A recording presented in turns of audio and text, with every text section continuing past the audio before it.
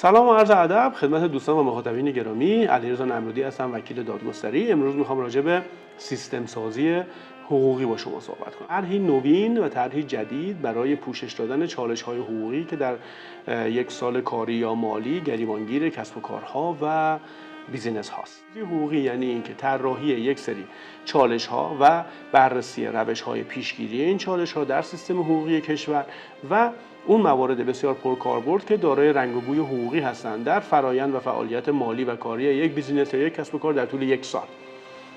سیستم سازی حقوقی چگونه عمل میکنه؟ سیستم سازی حقوقی اینگونه عمل میکنه که همه این چالش ها رو بررسی میکنه، برای هر کدوم این چالش ها یه راهکاری در نظر میگیره و سیف ترین حالت ممکن رو برای اون بیزینس و کسب و کار پیشنهاد میکنه و یک سری اصول رو تعریف میکنه. اون اصول قابل تعامل با دیگران نیست و باید کاملا رعایت بشه.